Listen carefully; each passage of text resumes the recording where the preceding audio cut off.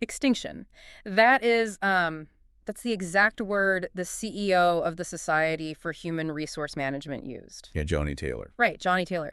He used that specific word to describe the future of his own profession. Which is just a wild thing to hear the head of your industry say out loud. Oh, completely. Like, Oh, picture this setting. It's the 2026 SHRM International Conference, right?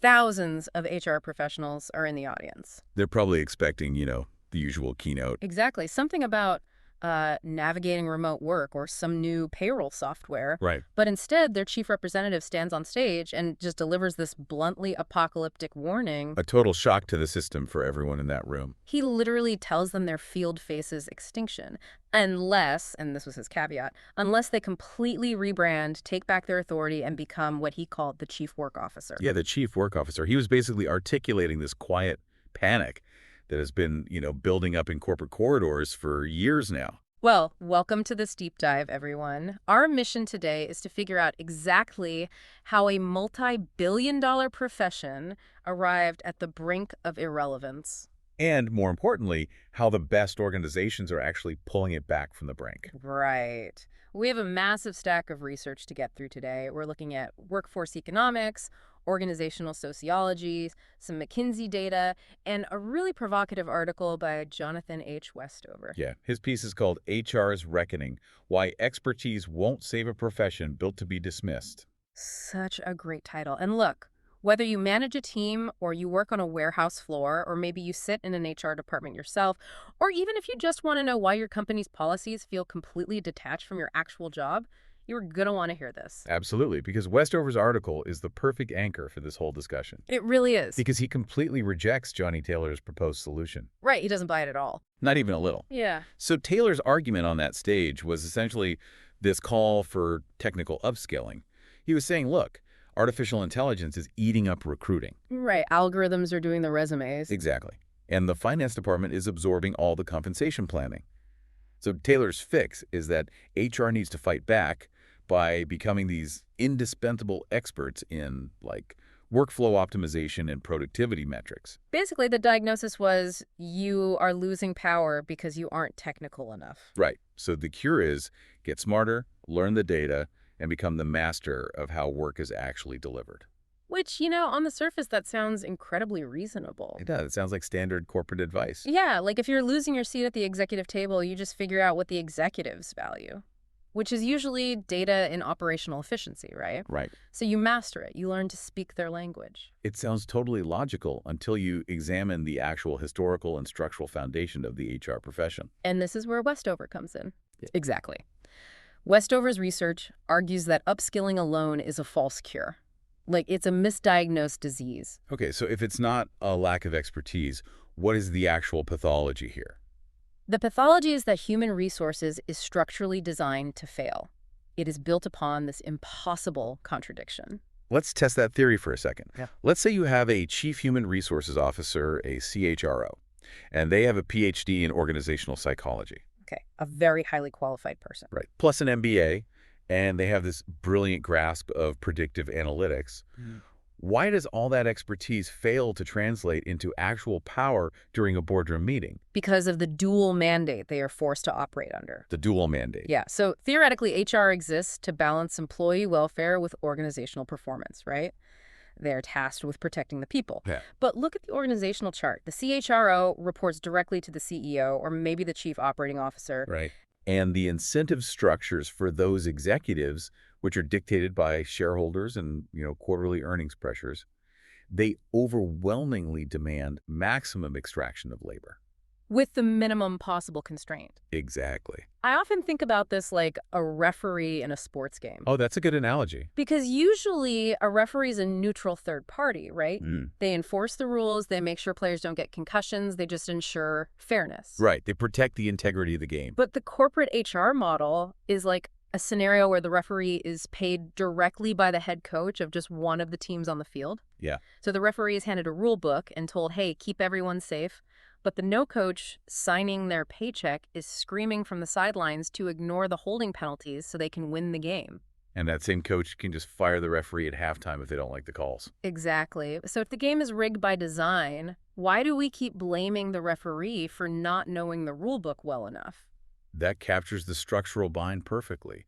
I mean, if the referee throws the flag, the coach fires them. Right. But if the referee swallows the whistle and does nothing, the players get injured.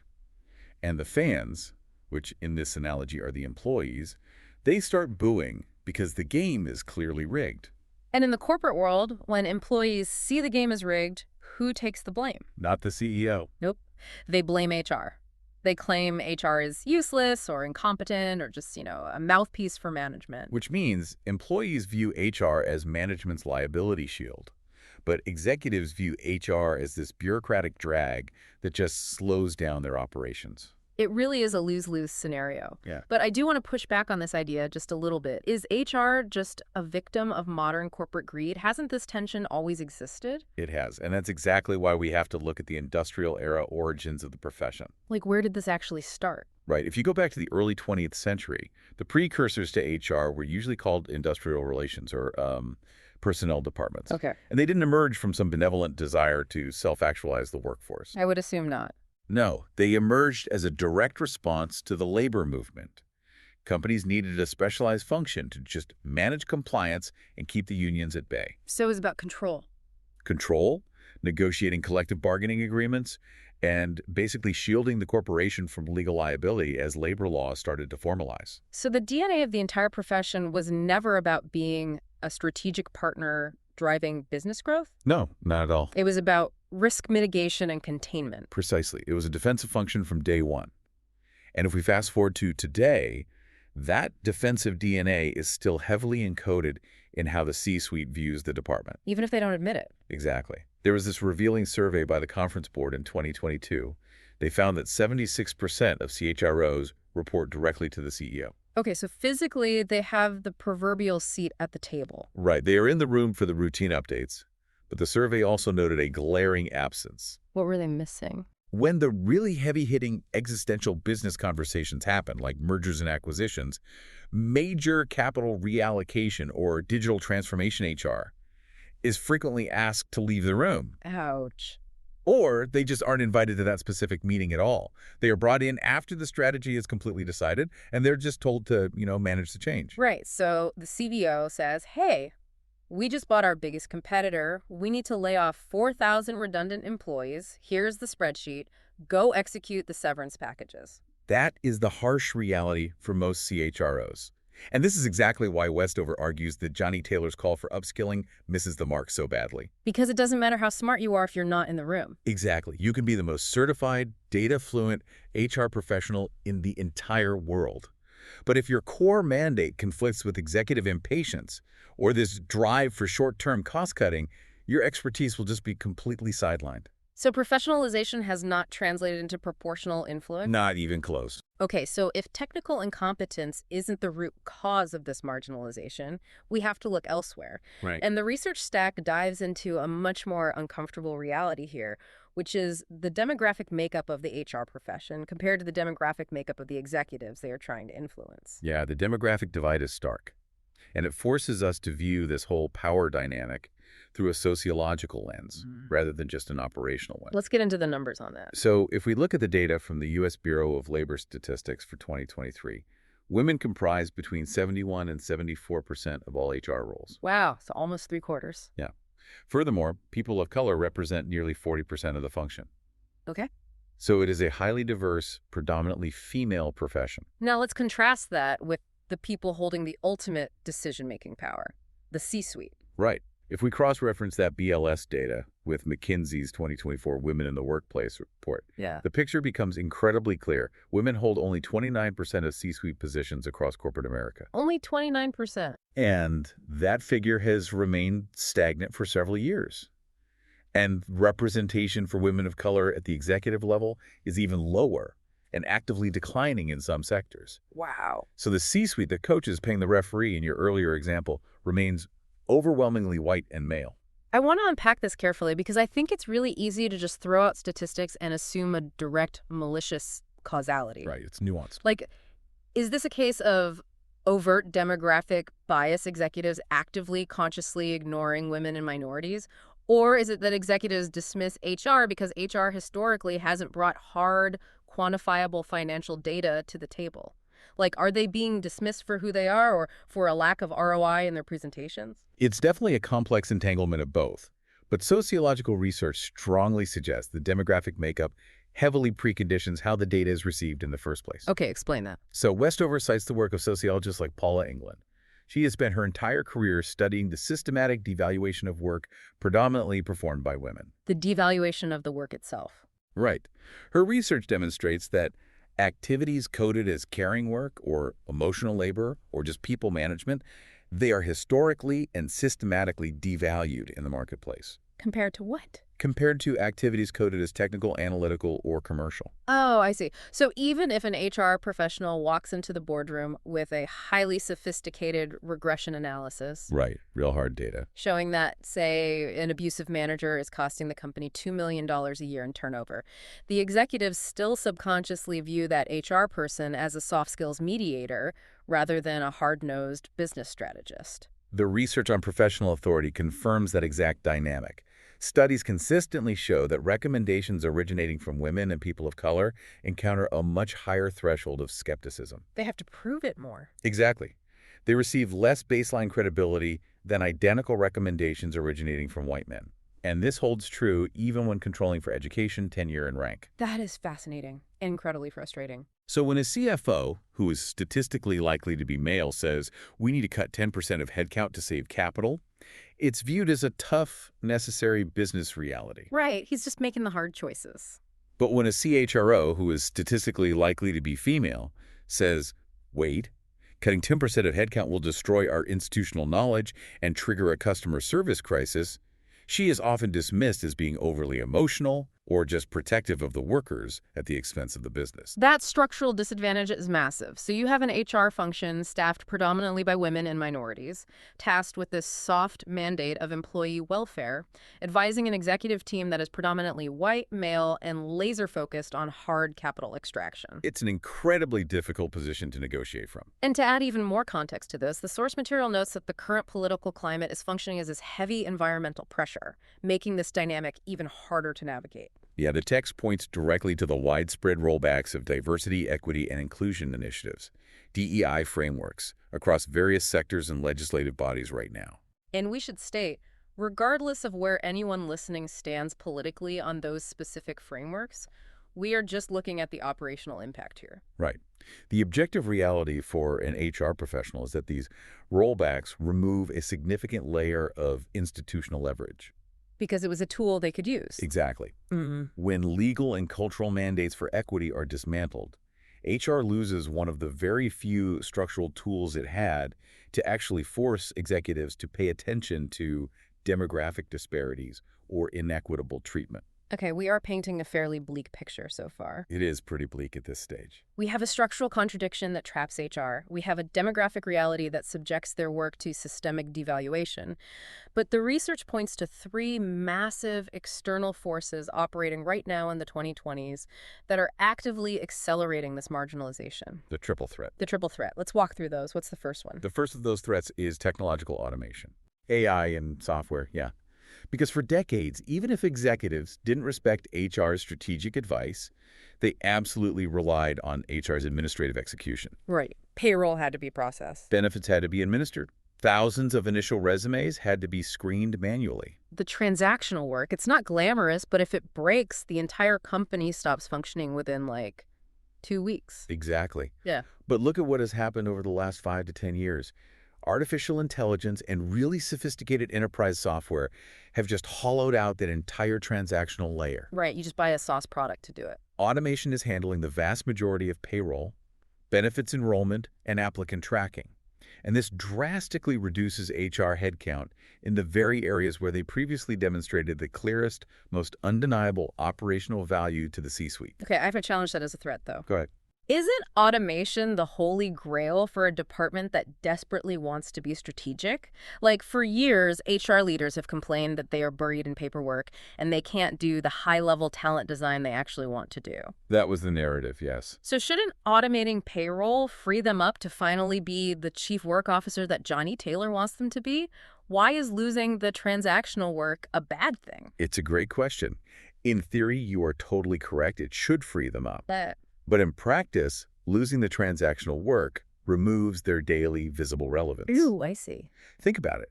When you process payroll, every single manager in the company needs you.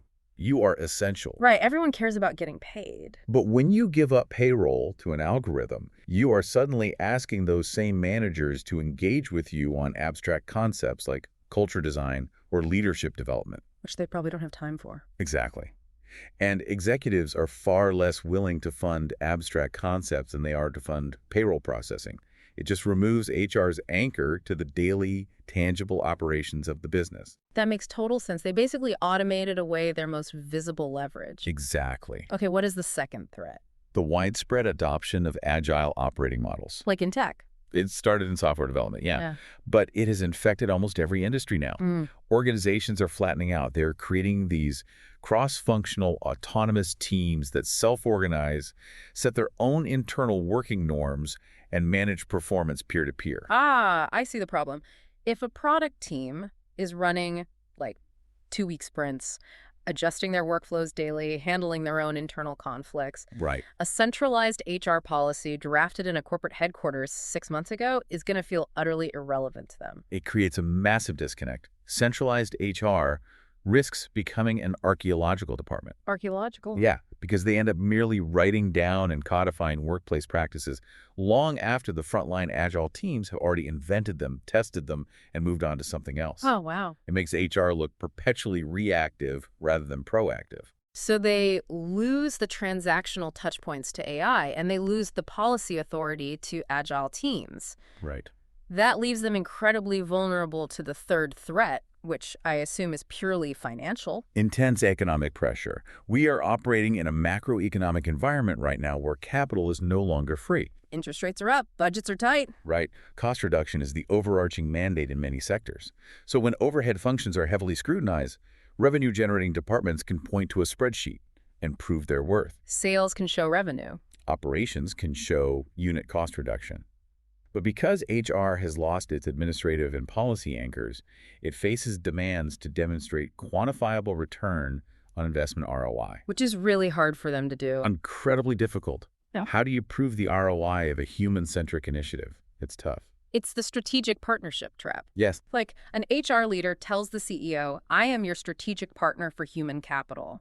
And the CEO says, great, the economy is contracting. Show me exactly how your strategic partnership generated $3 million this quarter, or I am cutting your budget by 20%. And when they can't produce that specific number, the seat at the table is pulled away. Just like that. But this is where the research takes a really fascinating turn. Because when executives dismiss HR to save money on overhead, they actually believe they are running a lean, efficient, rationalized machine. They think they're doing a good job. They view cutting HR as a fiduciary duty to shareholders. But Westover's synthesis of the macroeconomic data reveals the actual real-world cost of sidelining human resources, and it is staggering. The title of this section of the research is The Trillion-Dollar Price Tag of Disrespect. Yes. And this is where we really need to dive into the hard math, because this is the language the C-suite claims to speak. Exactly. Let's speak their language. When an executive ignores HR's warnings about burnout or toxic management just to save a few bucks in the short term, what is the actual financial penalty? The penalties are massive, but they operate like a slow leak in a tire rather than a sudden blowout, which is exactly why executives often miss them. It's not a single line item. Right. So let's start with the most basic metric: turnover. The Society for Human Resource Management has tracked this for years.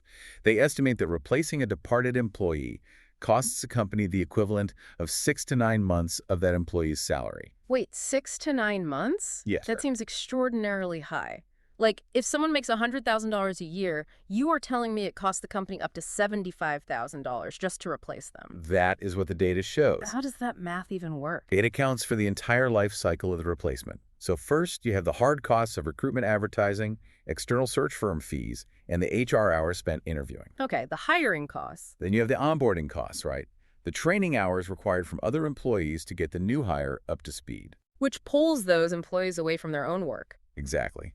But the biggest hidden cost is lost productivity, because it takes months for a new hire to reach the efficiency level of the person who just left. They have to learn the ropes. Furthermore, you lose the invisible institutional knowledge, the unwritten rules of how to get things done, the client relationships, the historical context of why a certain system was built the way it was in the first place. That is devastating for a knowledge worker. Truly. But what about sectors where the labor is considered, incorrectly in my opinion, to be, low skill or easily replaceable? Well, let's apply that formula to sectors where HR historically has had the least influence over working conditions.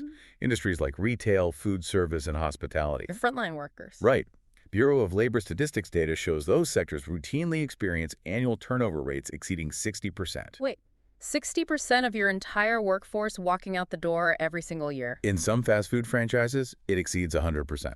That is insane. You are essentially running a permanent training facility instead of a business. That's exactly what it is. Yeah. The amount of capital evaporating into replacement expenses is in the billions globally. It destroys operating margins. And yet, executives often just accept it. They do. They accept it as a cost of doing business, rather than an operational failure that an empowered HR function could actually fix. And turnover is just the people who quietly leave, right? What about the people who are subjected to a toxic environment and decide to fight back? Now that brings us to the legal and compliance risks, because when a frontline manager makes a discriminatory decision or ignores harassment, and HR lacks the authority to overrule that manager because the executive team just wants to move fast and break things, the company ends up in court. And the numbers on this are wild. Oh, the 2023 data from the Equal Employment Opportunity Commission, the EEOC, it is eye-opening. They received over 73,000 formal workplace discrimination charges in a single year. 73,000 charges. Yeah. And what is the financial fallout of that? The direct monetary benefits paid out to victims by employers in 2023 exceeded $665 million. Wow. Over $500 million in penalties. Just in 1 year. And let's be clear, that $665 million is just the tip of the iceberg, right? That only covers the actual settlements and EEOC penalties. Right. It does not include the millions spent on defense attorneys. Or the catastrophic damage to the company's public brand. Absolutely. And it certainly doesn't account for the massive distraction, because when a company is hit with a class action discrimination lawsuit, the entire executive team stops focusing on the product. They spend half their time in depositions. The opportunity cost of litigation is massive. But, and this is the craziest part, even those numbers, the turnover costs and the legal penalties, they pale in comparison to the most insidious financial drain identified in the research. Which is what? The productivity drain of the employees who don't leave and don't sue, but simply give up. The quiet quitters, to use the popular media term. Right. Gallup has been measuring this meticulously for years. Their 2023 State of the Global Workplace report calculated the macroeconomic cost of actively disengaged employees. So what happens when they check out? Well, when disrespect is normalized, and when HR cannot enforce fair policies, employees psychologically check out. They do the absolute bare minimum required to not get fired. Just showing up to collect the check. Exactly. And Gallup found that this active disengagement costs the global economy approximately $8.8 trillion annually. 8.8 trillion, with a T. With a T. That equates to roughly 9% of the entire global gross domestic product. That is hard to even fathom. Lost.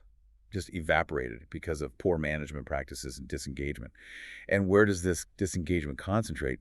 The data shows it clusters heavily in organizations characterized by low trust in leadership, inadequate recognition, arbitrary decision-making, and limited professional development. Which, ironically, are the exact domains an empowered HR function is theoretically supposed to manage and optimize. I'm trying to think of a good way to visualize this level of executive short-sightedness. Go for it. It's like, imagine running a massive server farm for a cloud computing company. Okay. And the chief financial officer decides to save $1 million this quarter by turning off the cooling system. Oh, no. Right, sure. The electricity bill looks amazing on this quarter's spreadsheet. The CFO looks like a genius and gets a massive bonus. Naturally. But next month, all the hardware overheats and melts into slag, and it it costs $50 million to replace the servers and compensate the clients who lost all their data. That is a much more accurate metaphor than the usual cliches about, deferred maintenance on a house. You are actively destroying the operational hardware of the company by refusing to maintain the environment it requires to function. Exactly. And the hardware melting in this scenario isn't just financial. It has a profound human toll. The research stack delves into the clinical individual well-being impacts of working in environments where HR is marginalized. Let's talk about that. What actually happens to the human body when you work for a company that treats you like a depreciating asset? It creates profound, measurable physiological damage. Sociological and occupational health research uses models like the Karasek demand control model to measure what they call job strain. Job strain. How do they define that? Job strain occurs when an employee is subjected to high psychological demands.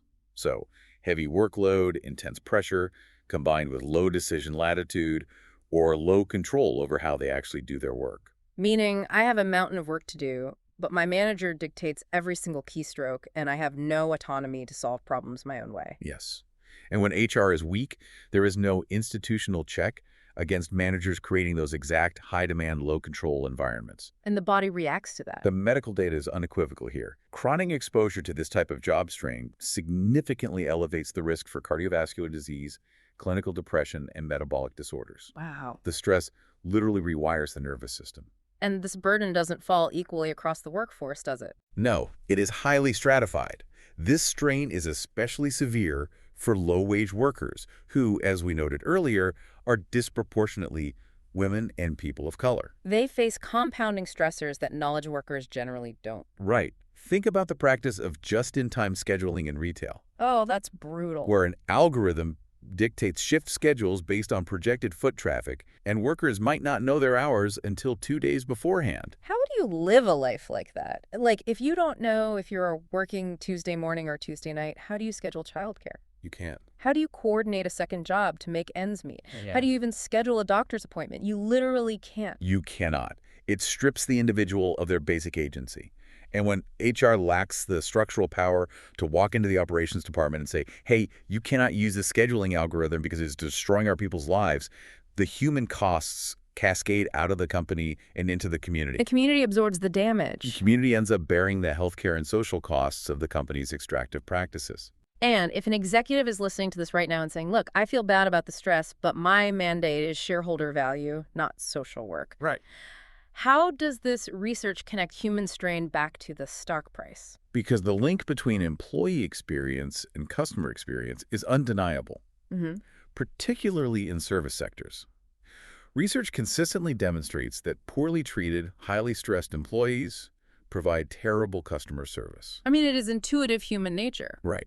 If a company treats a retail worker terribly, pays them poorly, and subjects them to arbitrary scheduling, that worker is not going to expend extra emotional energy to resolve a complex problem for a frustrated customer. Why would they?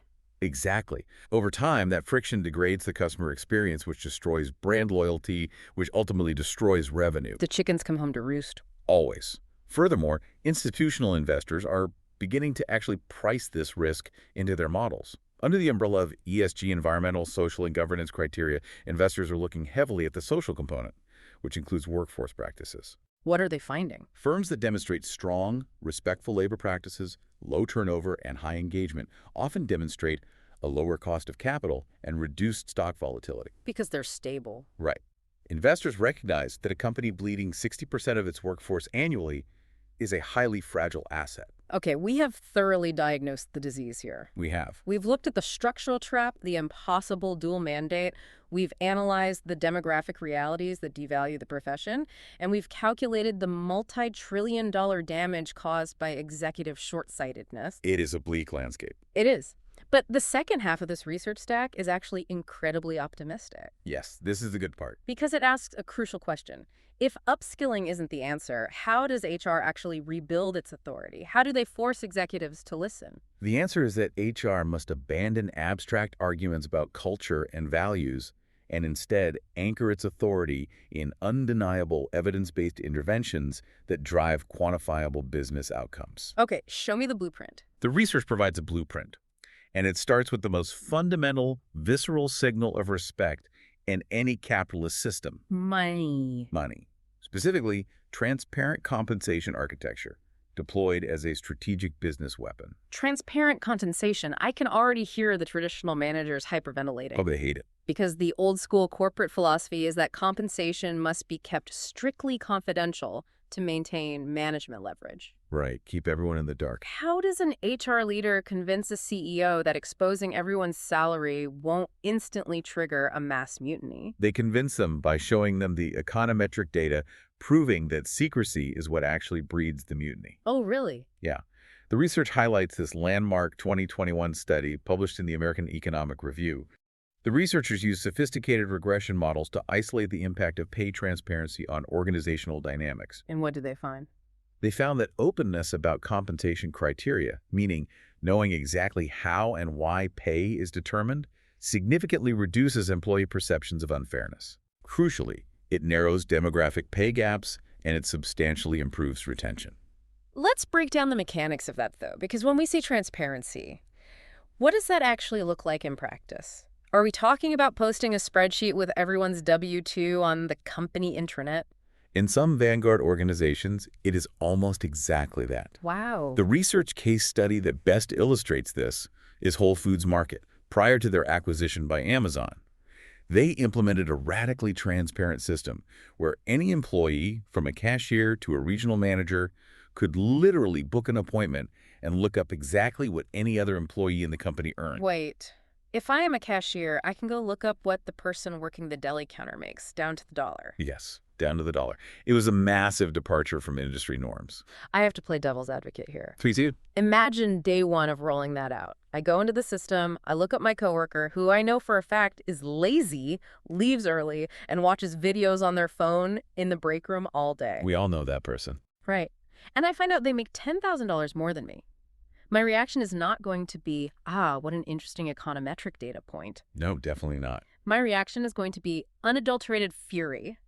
I am marching into my manager's office and threatening to quit on the spot. How did Whole Foods survive the psychological trauma of exposing those inequities? You've hit on exactly why managers fear transparency, because it forces accountability. Right. To survive that initial rollout, HR had to completely reconstruct the compensation architecture. If you pay one person more than another, managers could no longer hide behind the excuse of confidentiality. They couldn't just say, we don't talk about pay. Exactly. They were forced to justify the pay differential with clear, documentable logic based on objective role requirements, tenure, or specific skill certifications. Oh, I see. It eliminates the information asymmetry. You can no longer pay someone more just because they were a more aggressive negotiator during the interview? Or because they play golf with the regional director. Precisely. It forced a massive rationalization of their entire payroll. Was it painful in the short term? Undoubtedly. Managers had to have very difficult conversations and actually correct historical inequities. They had to fix the broken system. But the long-term psychological effect was profound. Because employees knew the system was open, they trusted it. Whole Foods enjoyed significantly lower than industry average turnover. Because it was fair. They built a reputation as a highly preferred employer, which allowed them to select better talent, maintain premium pricing on their products, and expand aggressively.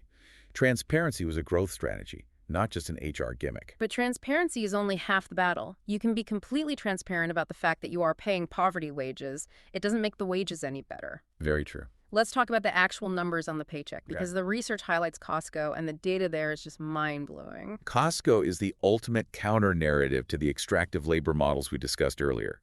While their competitors in the big-box retail space often average around $24 an hour for warehouse workers, Costco's average compensation for those same roles exceeds $30 per hour. And that's just the base wage. Right.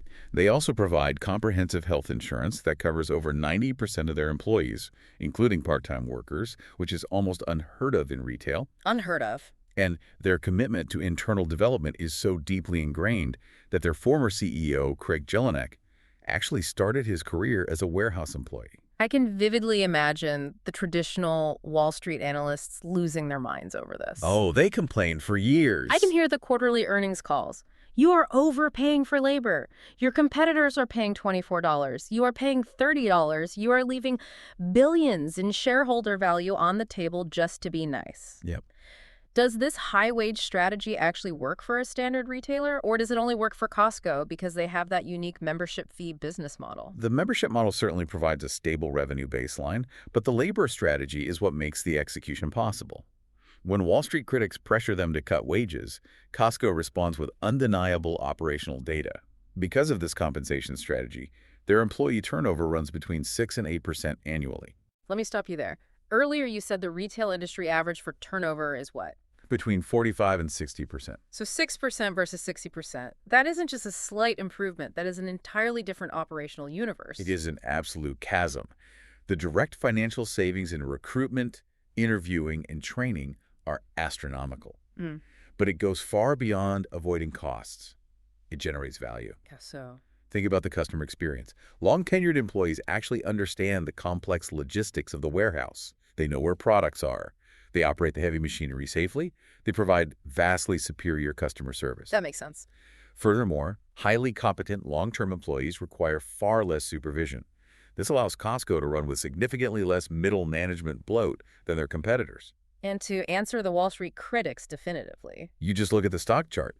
Over multi-decade periods, Costco's stock has consistently outperformed broader retail indices and the S&P 500. So it works. It proves empirically that respect-centered workforce strategies, like paying a living wage, do not sacrifice financial performance. They are the engine that fuels it. Okay, so pay gets people in the door, and it keeps them from stressing about their grocery bills. Right. But compensation alone doesn't guarantee engagement.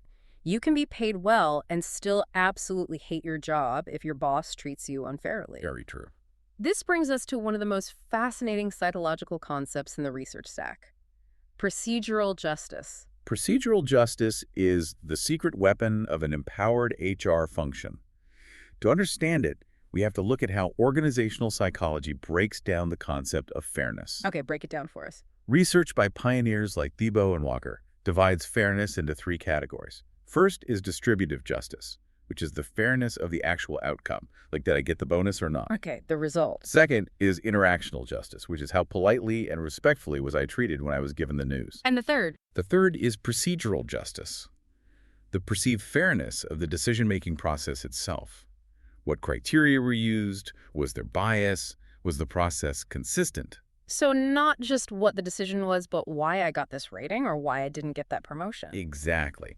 And what psychologists have discovered, and this is rooted in something called uncertainty management theory, is that human beings are remarkably resilient. How so? Employees will actually tolerate negative outcomes, like not getting a promotion they really wanted or receiving a lower bonus than expected if they deeply trust the process that produced that outcome. Oh, I see. If I enter a 10K race and I lose, but I know the track was measured correctly, the stopwatches were accurate, and everyone started at the exact same time. Right. I might be disappointed in myself, but I'm not angry at the race officials. I just need to train harder. Exactly. But if I find out someone else got a 100-yard head start, I am furious, even if I was never going to win anyway. That is the perfect visualization. When HR institutionalizes procedural fairness by enforcing consistent decision criteria, structured interview protocols, and transparent appeals processes, they build an institutional credibility that survives individual disputes. It protects the company culture. The research points to Accenture as a prime example of an organization completely overhauling a broken process to restore this justice. What did Accenture do? Because large consulting firms aren't exactly known for their warm and fuzzy performance management. No, they aren't, but they took aim at one of the most hated HR practices in corporate history, the forced ranking system, also known as the annual review curve. Oh, the infamous rank and yank. Exactly. Explain the mechanics of that for listeners who might have luckily avoided it in their careers. So in a forced ranking system, a manager is required to plot their team on a strict bell curve. No matter how well the team performs collectively, the manager is forced to categorize a certain percentage, say 10%, as top performers, a large chunk as average, and a bottom 10% as needs improvement. And if you fall in that bottom 10%, you're often placed on a performance improvement plan or just fired. Which is mathematically absurd. Like if you have a team of 5 elite neurosurgeons, you are forced to tell one of them they are inadequate just to satisfy the curve. It is completely arbitrary. And Accenture realized that this system was actively destroying procedural justice. Employees felt it was rigged. Of course they did. Worse, it killed collaboration. Think about it. If my bonus depends on being in the top 10% and I am competing against you for that limited slot, why on earth would I help you solve a problem? I have a direct financial incentive to watch you fail. That is so toxic. So how did HR dismantle it? They led a massive global transformation to drop forced rankings and traditional annual reviews entirely. They replaced them with continuous feedback loops, quarterly check-ins, and future-focused development conversations. That sounds much better. But, and this is crucial for our discussion about HR's authority, they didn't pitch this to the executive board as a way to make people happier. They anchored it in the business. Yes. They anchored the change in hard business logic. They spoke the language of the executives. What was the pitch? They argued that in a fast-paced consulting environment, waiting 12 months to give feedback is operational malpractice. More frequent feedback accelerates skill development. Makes sense. Furthermore, eliminating the forced curve removes the toxic internal competition, which fosters the collaboration necessary to serve complex clients. And did it work? The result was improved engagement scores and much stronger retention, particularly among their highest performers who had previously felt restricted by the artificial quotas. HR asserted its expertise and fundamentally improved how the business operated. So it's about fixing how decisions are made. Exactly. What happens when the decisions involve existential threats to the company itself? Let's look at the AT&T case study in the research, because this is a profound story about genuine development and how HR responds when the market completely shifts under its feet. The AT&T example is arguably the most powerful case study in the research. Several years ago, AT&T recognized they were facing massive technological disruption. Right. They were shifting from a legacy hardware and cable network company to a cloud-based, software-defined network. And they realized that large portions of their legacy workforce, hundreds of thousands of people, possessed skills that were rapidly becoming obsolete. If we look at the standard extractive corporate playbook, the solution is obvious, right? Classic slash and burn. Yeah, you announce a massive restructuring, you lay off 50,000 legacy workers to get their salaries off the books, your stock price temporarily pops because Wall Street loves cost cutting. Then you just go out and hire 50,000 new software engineers in Silicon Valley. That is exactly what Wall Street expected them to do. Yep. But AT&T's HR function managed to block that playbook. How? They argued that mass layoffs would destroy morale, devastate their public brand, and most importantly, they would lose an incalculable amount of institutional knowledge about how AT&T actually functioned. So what did they do instead? Instead, HR led the design of something called the Workforce 2020 Initiative. It was a $1 billion reskilling effort. $1 billion. Yes, with a B. I want to pause and imagine that boardroom conversation.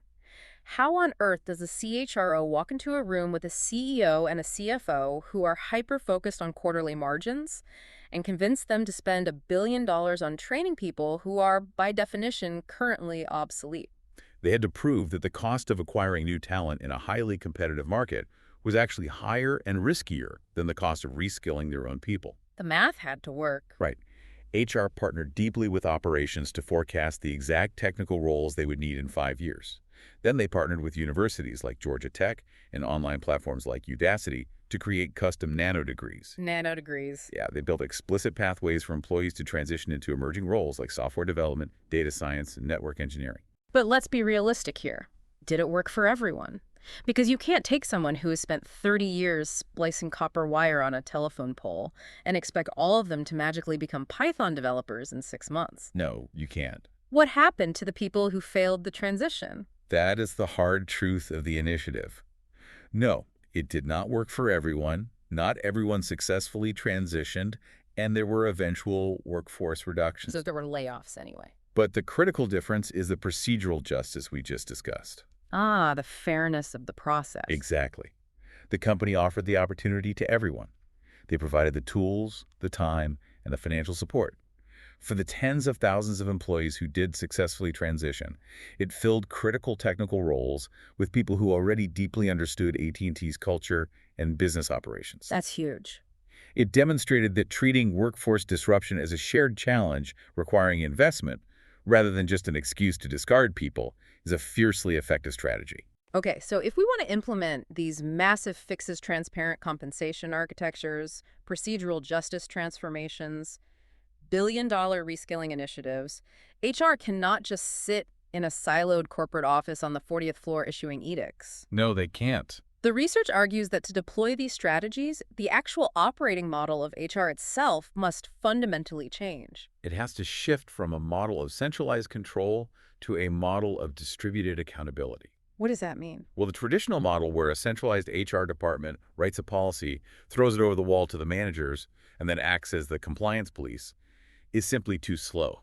It cannot keep up with the agile operating models we discussed earlier. So what does a distributed HR model actually look like on the ground? The research highlights Unilever's restructuring.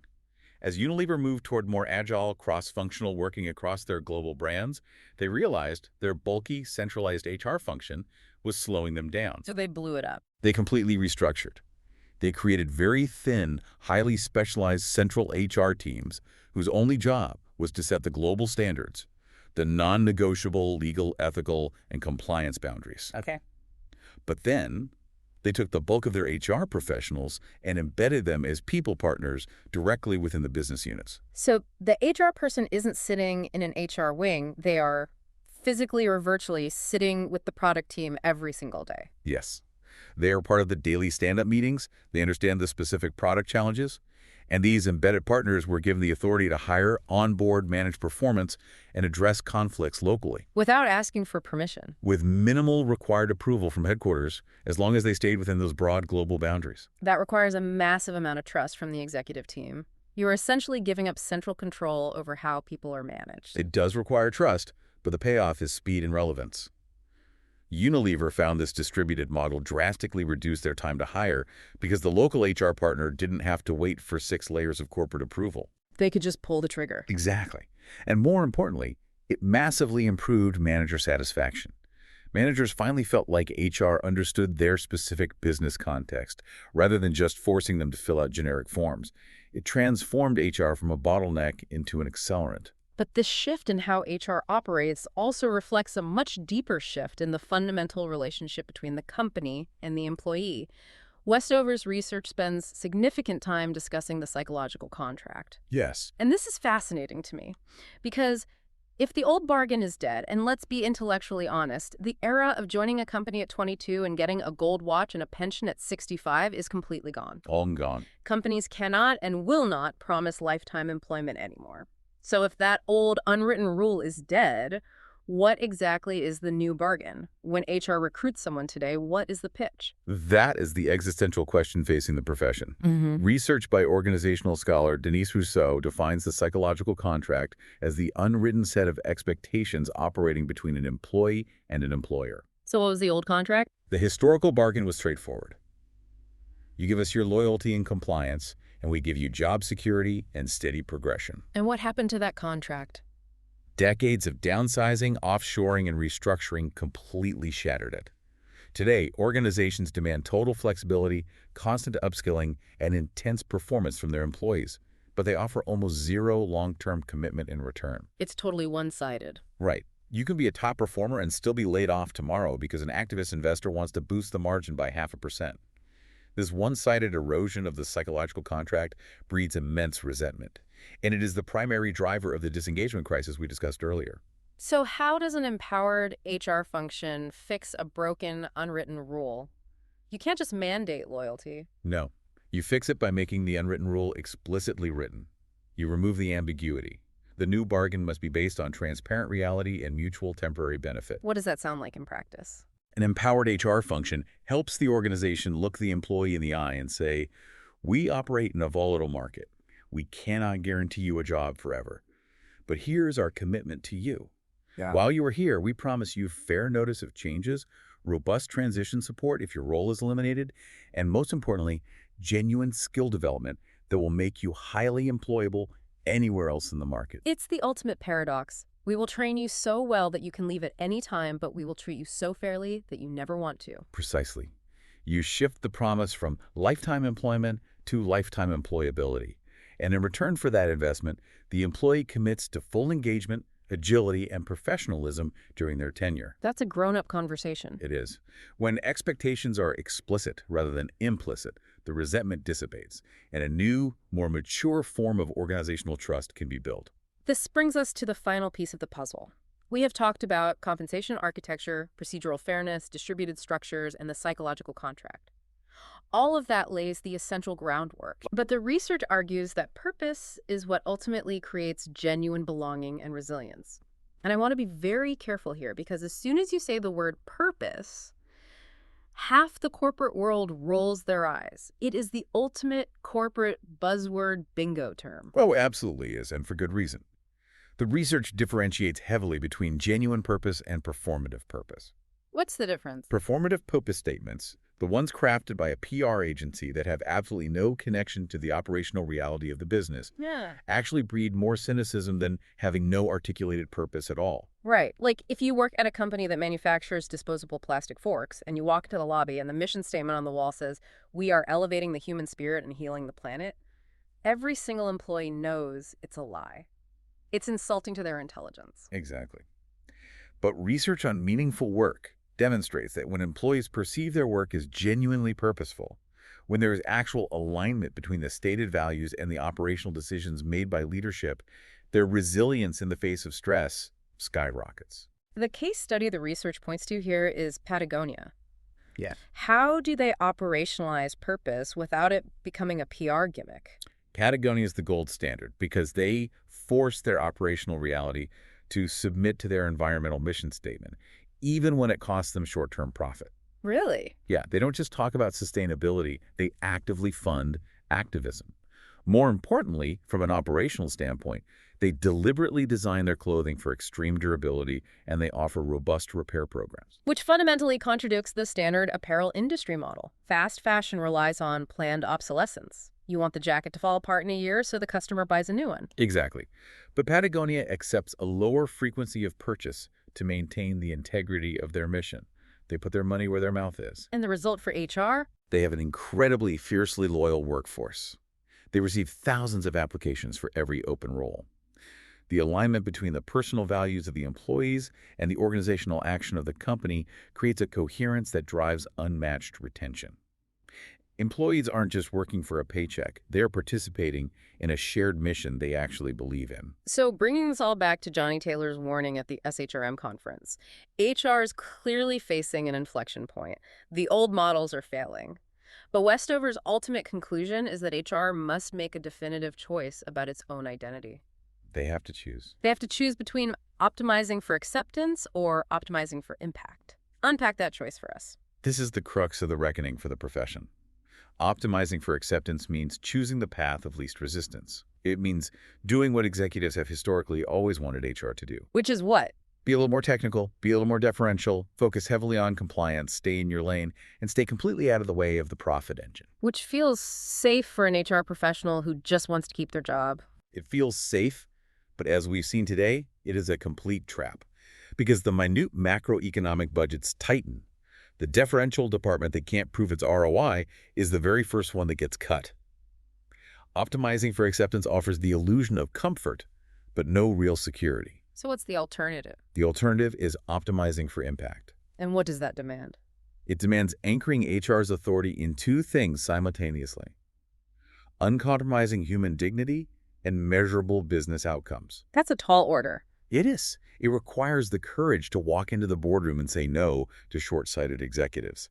It requires the CHRO to look the CEO in the eye and say, no, we are not going to deploy that surveillance software on our remote workers because the data shows it destroys trust and drives our top performers to our competitors. It requires being a true partner, not a subordinate. And this is exactly why this deep dive matters so much to you, the listener, regardless of what department you work in. Because an empowered, authoritative, impact-optimized HR department is very often the only structural defense standing between an employee and arbitrary extractive management. That's the reality. When HR has the courage to insist that respect is a non-negotiable operational strategy, it doesn't just make the company a nicer place to work. The entire organization transforms and outperforms the market. The empirical data we've reviewed today is unambiguous. Companies that implement transparent compensation, institutionalize procedural fairness, invest heavily in reskilling, and treat their people with inherent dignity simply outlast and outperform their peers. It's right there in the numbers. HR doesn't need to invent new metrics or rebrand as chief work officers to survive. They need the courage to stand on the evidence that already exists. Let's recap the incredible journey we've taken today. We started with the apocalyptic warning that HR faces extinction. We dismantled the false diagnosis that HR simply needs more technical upskilling, revealing instead the massive structural powered balances and sociological realities that keep the profession marginalized. We tallied the trillion-dollar global costs of executive short-sightedness and employee disengagement. And then we looked at the undeniable evidence-based proof from Vanguard companies. They prove that treating people well isn't a soft, nice-to-have initiative. It is a fiercely profitable, hard-nosed business strategy. It shifts the entire paradigm of what human resources is capable of achieving when they refuse to accept subordination disguised as partnership. It really does. Which leads me to a final provocative thought to leave you with as we wrap up this deep dive. Let's hear it. We've established that HR's true strategic value comes from protecting the organization's long-term health, and that doing so requires the structural power to say no to short-sighted executives who only want to maximize this quarter's earnings. Right, the dual mandate problem. So if that is true, does the future of HR mean it shouldn't report to the CEO at all? Oh, wow. That is a radical idea that completely rewires the corporate governance structure. Think about the logic. What if the HR function of the future operates more like an independent internal auditor? What if the chief human resources officer bypasses the C-suite entirely and answers only to the board of directors? That would change everything. They would be completely insulated from the daily executive pressure to cut corners on human capital just to hit a quarterly target. It would finally permanently resolve Yeah. the structural contradiction we started this whole conversation with. The referee would no longer be paid by the coach. The referee would finally be independent. And maybe then we could all finally just play a fair game.